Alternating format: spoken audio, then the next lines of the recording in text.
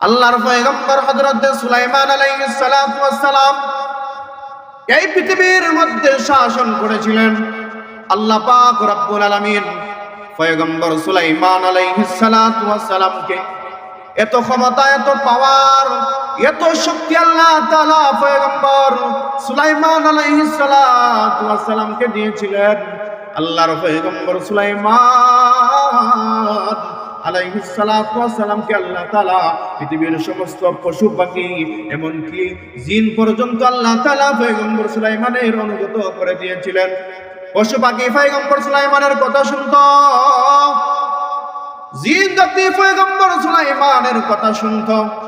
এত ক্ষমতা, এত দাপট আল্লাহ পাক রব্বুল আলামিন পয়গম্বর সুলাইমানকে দিয়েছিলেন।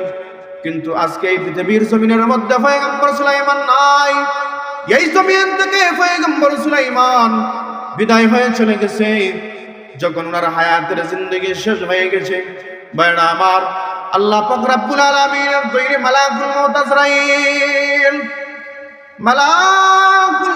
আজরাইল আলাইহিস সালাতু ওয়াস সালাম পয়গম্বর সুলাইমানের দরবারে উপস্থিত। আল্লাহর পয়গম্বর সুলাইমানকে মালাকুল মউত আজরাইল ডেকে ডেকে বলতেছে, ও পয়গম্বর সুলাইমান, আপনার হায়াতের জিন্দেগি শেষ হয়ে গেছে গো নবী। ও পয়গম্বর, আপনার হায়াতের জিন্দেগি শেষ হয়ে গেছে।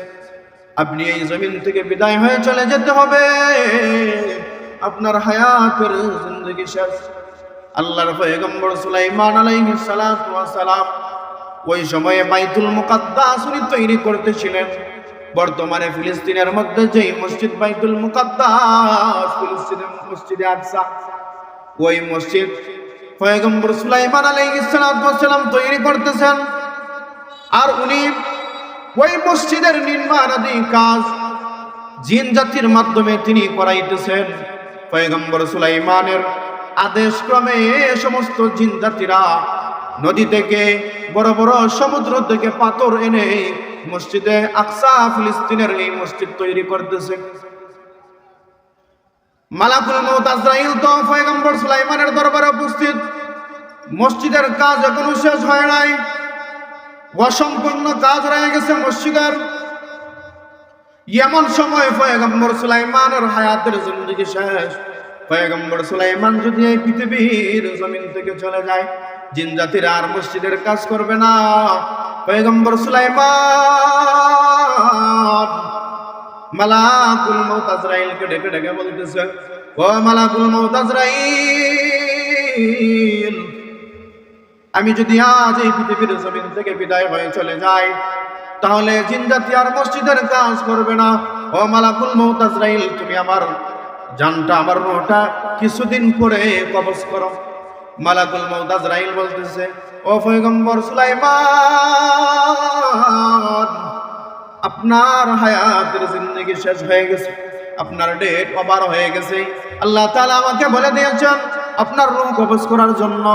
সুতরাং আমার কোনো ক্ষমতা নাই, আমার কোনো অপশন নাই আমার কাছে যে আমি আপনাকে অল্প কিছুদিন এই মসজিদের অপসম্পূর্ণ কাজ সম্পূর্ণ করার জন্য আপনাকে কিছু সময় আমি দেব।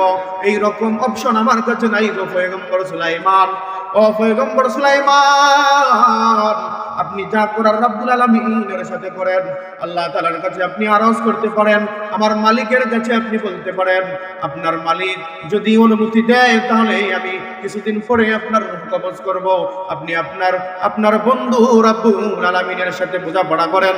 আল্লাহর পয়গম্বর সুলাইমান আলাইহিস সালাতু ওয়াস সালাম রব্বুল আলামিনের কাছে দুই হাত তুলে দোয়া করতে লাগলেন, ওগো মালিক, ওগো আল্লাহ,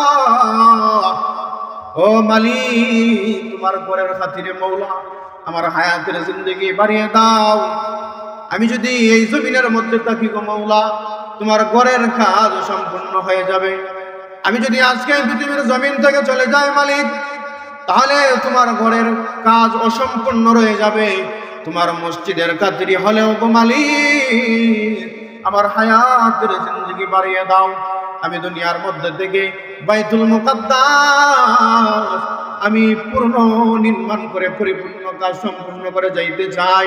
আমার আল্লাহ পাক রব্বুল আলামিন পয়গম্বর সুলাইমানকে ডেকে ডেকে বলেন, ও পয়গম্বর সুলাইমান, তোমার হায়াতের জিন্দেগি শেষ হয়ে গেছে, তুমি এই জমিনের মধ্যে থাকতে পারবা না, তোমার হায়াতের জিন্দেগি শেষ হয়ে গেছে। আমি আল্লাহ তাআলার পক্ষ থেকে নিজাম আছে, প্রত্যেকটা মানুষের হায়াতের জিন্দেগি নির্ধারণ করে দিয়েছি। ও পয়গম্বর সুলাইমান, তুমি এই জমিনের মধ্যে থাকতে পারবে না। আল্লাহ তাআলা মালাকুল মউত আজরাইলকে অর্ডার দিয়ে দিলেন, ও মালাকুল মউত আজরাইল, আমার বন্ধু আমার পয়গম্বর সুলাইমানের রূহটা তুমি কবজ করে নেও। আল্লাহর পয়গম্বর সুলাইমানের রূহ মালাকুল মউত আজরাইল কবজ করে নিয়ে গেল। মালাকুল মউত আজরাইল সুলাইমানের রূহ কবজ করে নিয়ে গেল। বলেন তো দেখি, পয়গম্বর সুলাইমান আল্লাহ তাআলা কি তাকে ক্ষমতা কম দিয়েছিলেন না বেশি দিয়েছিলেন?